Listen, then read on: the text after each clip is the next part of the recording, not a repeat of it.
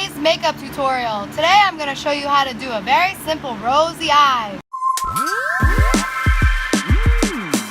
Welcome back! I wanted to do something a little bit different this week, and I thought, hey, people always ask me for my go-to makeup look, especially recently. I have been getting a ton of comments and questions about my makeup, and a lot of requests for an updated makeup tutorial, which I never do because makeup doesn't do well on my channel. Before we get started, make sure to subscribe to my channel and press that little bell to turn on my notifications, and you might as well give the video a thumbs up while you're down there. If you'd like to see how I do this, just keep on watching and I'll see you in the next frame looking a lot scarier right now. Welcome back. I just spent so much time and energy moving my setup into my bedroom because I was like, oh, you know what might be a lot of fun? A nice new backdrop for a video today. Fancy. And in doing so, I picked not only the most poorly lit, but the hottest room in my entire house. But look at these cute things that you can barely see. Oh, you can't even see the wall. I was trying to show off. Okay, what a waste. We learn from our mistakes. So today I wanted to do an unironic makeup tutorial. I did a Twitter poll and I asked you guys if it was something that you wanted to see. And though there were very many people who did not want to see it, the winning vote went to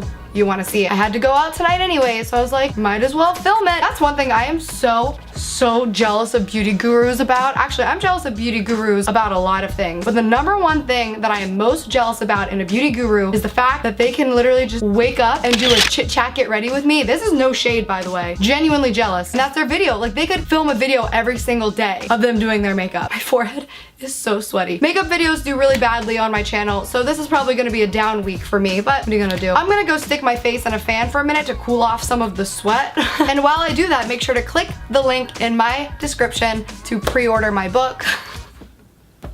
You knew I was gonna put it in there. All right, gonna go put my face in a fan and then I'll be back and do my makeup. I've been really trying, baby, trying to hold back this feeling for so long. This is the chaos from packing for VidCon. I tried on so many different outfits and failed with a lot of different outfits, and now I just have to put them all away, but I haven't had time yet since I got back yesterday. I'm back, let's get started. I can actually keep everything that I use on my face daily in this. I can do my face pretty quickly. I can get done in like probably 20 minutes if I really want to. And if I put on music, then I start dancing in the mirror. That's not even trying to be relatable. Like, that's such a relatable thing. Gotta go wet my dirty ass beauty blender. I'm a face first type of gal. I actually use some pretty cheap foundations usually, and they work really well, or at least people tell me they look good. I use the Fit Me by Maybelline, and also this L'Oreal Infallible Pro Matte. Those two are great, but this one, my Born This Way by Too Faced, is the only one that matches my skin tone right now because I'm a little bit darker than usual. All of my tools. Oh my god, I already messed up. What I do that a lot of people don't fucks with, I take a concealer first. I like this NYX Gotcha Covered. I don't use a primer because I already have really clogged pores, so I try not to put more things. But what I do is put a concealer that matches my skin tone under my foundation, and I feel like no beauty guru does this ever, but this really works for me. But it's also kind of a tacky consistency, this concealer at least. It's very sticky. I feel like the foundation sticks to it and it almost works as a primer as well. Yo, tell me how this works out. I have not had a breakout for like 2.5 months. The day before VidCon, that little bad boy pops up. Do I need to zoom you in? Okay. I like to take the concealer onto my eyelids too because I have a lot of veins in my eyelids and my eyelids are really dark. Also, when you get it on your eyelashes, it kind of works like an eyelash primer. I just think concealer is amazing. Then I take my dirty beauty blender and get the creases because I do get a lot of creases under my eye. Dude, you know what? Let me just tell you, I'm still guilty of it. Stay out of the sun. Wear sunscreen. I have so many fine lines on my face that you can't really tell, but like I can. And it's one of those things where when I'm older, I know I'm gonna be kicking myself. Wear sunscreen. I'm anorexic. It's a real thing. All right, now I'm gonna take my foundation and cover up all that concealer with foundation. But I think it's a real issue. It affects my actual everyday, day-to-day activities. If I'm out doing something or working and it's sunny outside, I'll feel like I should be in the sun getting tan. Or I will schedule my activities and meetings and errands around if it's going to be sunny that day. And if it's gonna be sunny, then I am unavailable. I try to convince myself that it's actually good for me and that the vitamin D will make me happier and that the meditation will make me calmer. I don't know know if that's true, but I'll tell you what. You know what makes you look happier and calmer? Not having dark circles under your eyes. Conceal under your foundation. I'm actually not like a full coverage queen either. I really don't like full coverage. I like to look natural as possible, and I like to be able to see a little bit of like, I have a lot of moles on my face and stuff like that. Also, look at my neck. I have so many damn moles on my neck and my back. Oh, I think this beauty blender is probably serving better as something to soak up my sweat than it is blending my makeup. I wonder if sweat helps for blending makeup. TBH, in the summer, I usually don't wear a full face of makeup. I usually just put on concealer, a little bit of highlighter and mascara and eyebrows, obviously, because I don't have any. So I do not bake in the kitchen or my face. I don't know if I'm doing it incorrectly or what, but I feel like it makes my under eyes so dry and cakey. But I do take my Laura Mercier powder, and it's not baking, but I do like pat it into my skin. This mole on my forehead really affects my life. I never really had a problem with it until one time somebody commented on my Vine, yo, that piece of meat on her face. And every time I look at it, I think about it being a big piece of meat and it makes me feel really gross. That's not vegan. That's why you always see me with my hair. This is how I wear my hair all the time. Pushed this way, this side, combed back with my fingers, and then I grab and I pull it forward like that. Now the piece of meat on my forehead's gone. Okay, next we go and do eyebrows. This is another thing, just like tanning, that when I was younger, everyone was warning me. They're like, you have to stop doing that because you're gonna regret it when you're older. And one of them was I overplucked my eyebrows so damn much, and I regret it so much because I actually have a really, really nice natural eyebrow shape, and because I'm an asshole, I plucked them and now they don't grow right here, and I would have had perfect natural eyebrows had I not, but I don't. I'm considering getting them microbladed, but it scares me because I've seen a lot of horror stories from it. So I use this little eco brow that I broken a long time ago. I get mad hate on my eyebrows, I get mad love on my eyebrows. Some people are obsessed with them, some people say, girl, you don't know what the fuck you're doing. It's a little bit of both. You know, you have bad hair days. Why can't you have bad eyebrow hair days? You know what else I did as a kid that I regret immensely now as an adult? I would never take my makeup off before bed. If I liked my makeup and I thought I looked good, I didn't want to take it off, so I would literally leave it on and sleep in it. I don't know what I was thinking. Like, I'm gonna wake up in the middle of the night and there's gonna be a handsome man standing at my door and I'm gonna be like, thank God I didn't wash my makeup off. No, because every morning I wake up, my mascara is down to my nostrils anyways. Okay, now I move to the eyes. So this is something that I got for free at Playlist. I forget which one. It's this Tartelette palette. And I thought I hated it, but I love it. Oh, I wish, okay, hold on. Jacqueline's palette is so damn beautiful. I was tweeting at her when she released the video showing it, and I was freaking out about the colors. So then they actually ended up sending me this. And I wish that I was using this in today's video, but my brushes are trash. So I don't wanna like give this palette a bad name because my trashy, shitty brushes are making her eyeshadows look bad. So for today, we're gonna do what I normally do with my shitty brushes. I mix these three together because they all look the same to me, and I coat my entire lid. When I was younger, I wouldn't put eyeshadow under my eye because I thought it made my eyes look really droopy. And then Lipstick Nick did my makeup for Escape the Night, and she showed me how to do it right and like what colors to put under there. Ooh, and a really, really cool tip that she showed me as well. Under your eye, you can actually use a really light eyeshadow and it'll brighten your eyes. I don't know if you can see it on camera. I'm sure you're all cringing because I didn't use a transition shade. Hear me out. I don't do a lot to my face, so I don't really need a transition shade, but this is the Anastasia Artist Palette. I love this color. This is the color that you guys always freak out about. Whenever I wear it, you're like, what are you wearing? What are you wearing?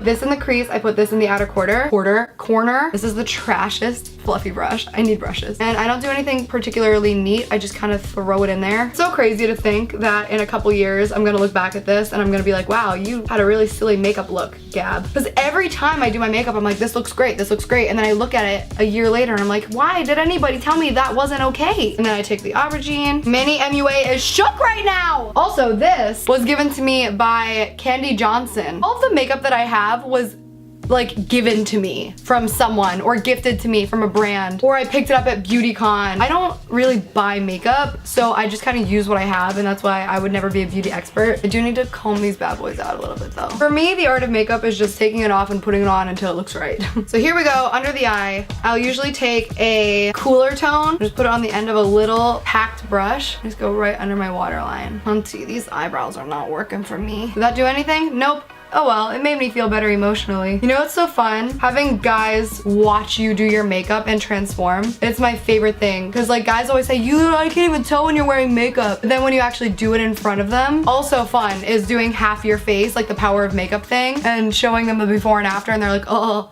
I do get hit on a lot more though when I'm wearing less makeup.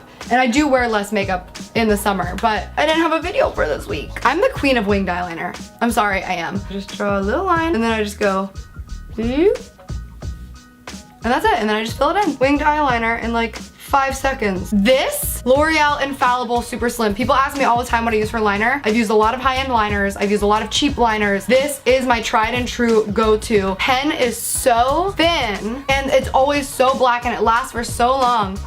Chills. Mascara, I live for this one. The Tarteist mascara, I live for it. Every time somebody tells me they love my eyelashes, they ask me, I'm like, Tarteist, it's so good. However, it's a little bit, when I say a little bit expensive, I don't remember how much it is. It's somewhere between like $20 and $40, which is a very wide range, but it works so well. But for me, it's so hard to tell people to like go spend a ton of money on like mascara. Maybelline has really good drugstore mascara. I hate this wand. This is the Spider Lash, but Maybelline's mascara formula, amazing. Just this wand is really stupid, but I already have it, so I'm just like kind of using it until it's gone. And I always shake at the base. A lot of people don't do that, but I shake my mascara on like this.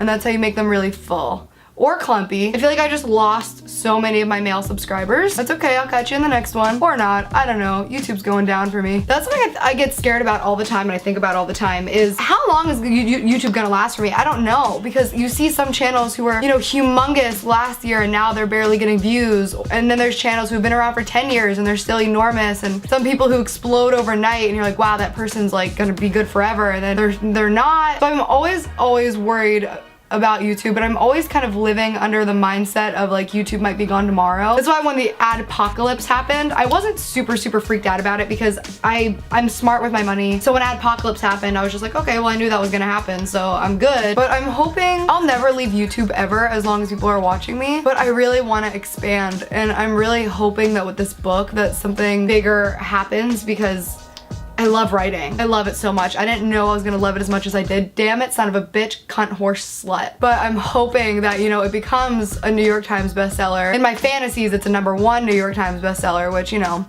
is extremely hard to do. But those pre-sales are so important, like dead ass, they really are. I just imagine it being just out in like one of those books, like Shel Silverstein, like everybody knows A Light in the Attic and Where the Sidewalk Ends, and I want it to be that. I want it to be something where people who don't know my YouTube would still hear about my book and bring it on an airplane and put it on their nightstand and take pictures of the poems and relate to them and post them to Instagram and share it with their friends and take pictures and send it. You know, like it'd be cool if when people heard my name, not everyone who knew me would be saying, oh, the YouTuber. A lot of people would hear my name and be like, oh, the author of this book that I love, the poet, the writer, contour. I also got this at BeautyCon, I think last year. The mascara dots are on my eye for the rest of the video. Go ahead, feel free to leave a comment. There's a brush like this. It's like flat and fluffy. I also got it from BeautyCon. The majority of my makeup I got from BeautyCon. I actually already have pretty high cheekbones, which I never knew until a makeup artist was like, you have really high cheekbones. And then I got excited because on America's Top Model, they're always like, oh my God, like, her cheekbones are so high. And I don't really know exactly why that's a good thing. I don't know why I bother contouring this part of my forehead because I never show it, just in case I get caught in a breeze. I've been really trying. Does that do something? Does that do a lot? I never really know. Looking in the viewfinder though, I'm like, hello. I'm so excited to talk about this highlighter. I saw a bunch of YouTubers reviewing this highlighter. Okay, like one, but it's $9 and apparently it's comparable to Champagne Pop, but this was $9. It's called You Glow Girl and I love it. Oh wait, blush. I like to use this rosy pinky. The color is Bittersweet by NYX. I love NYX blushes. I think NYX is a great brand, honestly. Not doing this correctly, I know. I always apply way too much, which is interesting because every time I get my makeup done professionally, they never put blush on me. Ever. Back to the highlighter. It is so fun to use. I know you see it. Isn't it funny how so many girls are so obsessed with highlighter? I wish I cared about anything 1/3 of the amount that beauty gurus care about highlighter. My life wouldn't feel so fucking empty. Oh, inner corner. Usually I'll use like a white or something, but then also sometimes I'll just use whatever highlighter I was using. I'm gonna take that highlighter and just makes everything look a little more cohesive, I feel like. Or greasy.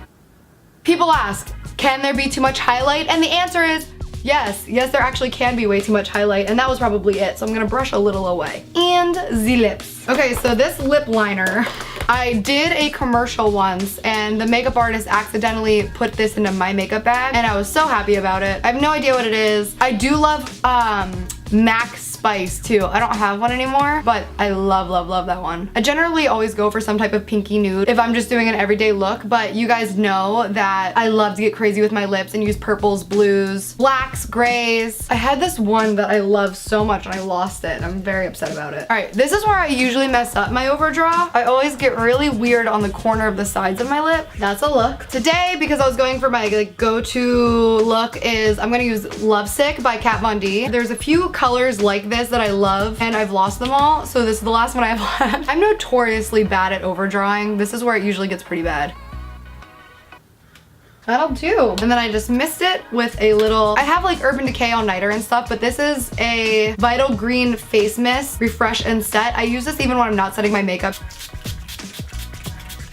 It just smells really nice and natural. I have successfully taught you how to catfish. Ta-da! Here it is, my everyday go-to look. If I actually have to look semi-presentable. I hope that you enjoyed this. I'm so sorry if you did not. I know this isn't exactly my target demo. If you did like this, make sure to leave it a thumbs up so I know to make more. Maybe I can do my other classic go-to looks. Make sure to subscribe to my channel if you haven't and turn on the notifications. Check out my other social media, and it's time for Showstopper of the Week. This week's Showstopper is Jazzle8548. Literally opened up my Instagram and had no one in between them liking, which is rare. It was just my entire feed was like that person. It was so nuts. Thank you so much for all the love on Instagram and all the support. It truly means a lot. As always, I love you very much. Thank you for being a part of my family, and I'll see you next time. I know you see it. I know you see it. And I'm like, damn, I know you want some. You're chewing on a pussy like a piece of bubble yum. I know you see it. I know you see it. Back up on full, fit it on lean.